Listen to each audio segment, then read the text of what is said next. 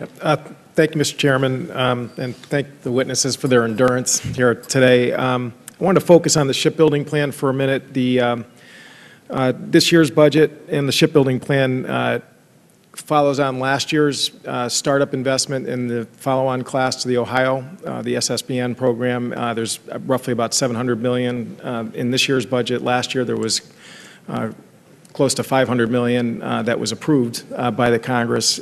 Certainly an indication, as the Secretary said earlier, that we are not just standing still in terms of our weapons procurement in the future.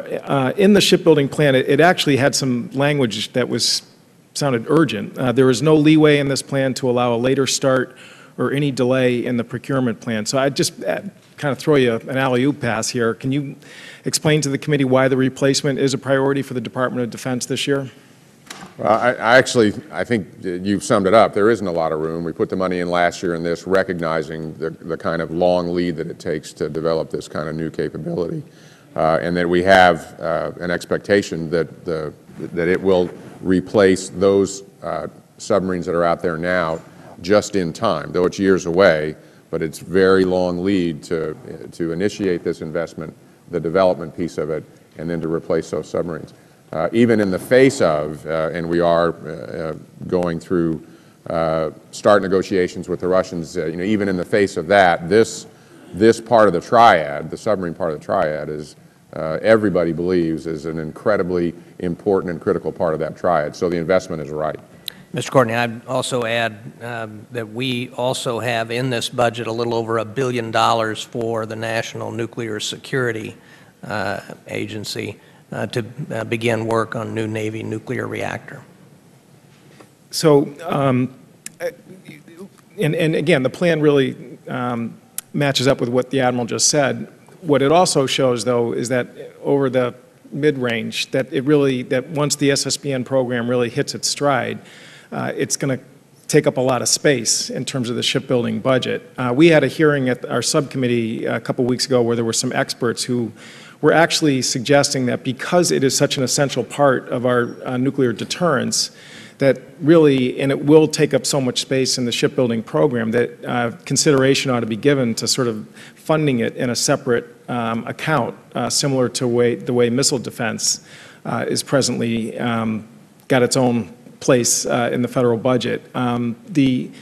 Because again, there's just going to be another zero-sum game in terms of a lot of other shipbuilding programs once, as I said, that SSBN hits its full construction pace. I wonder if you had any comments about that sort of suggestion as a way of protecting. Not a new idea. Everybody would like to have their own isolated account that gets fully funded every year, and this is a strategic asset, so I don't say that lightly. It's not the first time that has come up, and it is an extraordinary percentage of the shipbuilding budget, and it is just funding one line. So I think over time, there clearly will be competition for those dollars, so isolating them as per suggested certainly is one solution, but it goes back to an earlier discussion about the overall investment in that account, particularly as we now are at 2 submarines a year for Virginia, and then as this, which we will do for the foreseeable future, and as we look at the SSBN bill, that's going to be, I don't know what the percentage is, but half of the SCN budget or something like that, which calls for, again, I think that's got to grow over time in a pretty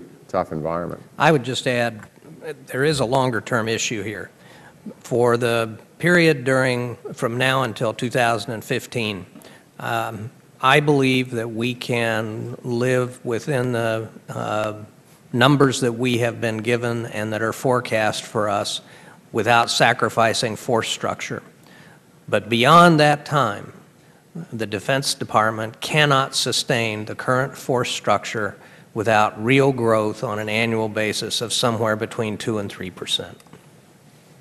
And another, I think, important change that we have to pursue here is about being smarter in terms of the way we buy the systems. The weapons procurement reform bill that we passed last year it seemed that, we were trying to move towards, a design and then build process where we're not sort of mixing up the two at the same time, which is wasteful. And I would just say that the SSBN investment that this budget has in terms of making sure that we, as you said, get this thing done right so that when the time comes to start building, that we can maybe even bring some of the costs of the vessels down once we hit that stage of the process.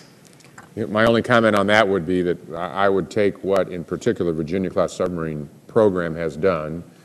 They're actually at 2 a year, quite frankly, in great part because they were so disciplined and were able to create savings in that program. That we've got to do that in the SSBN program and other major programs as well.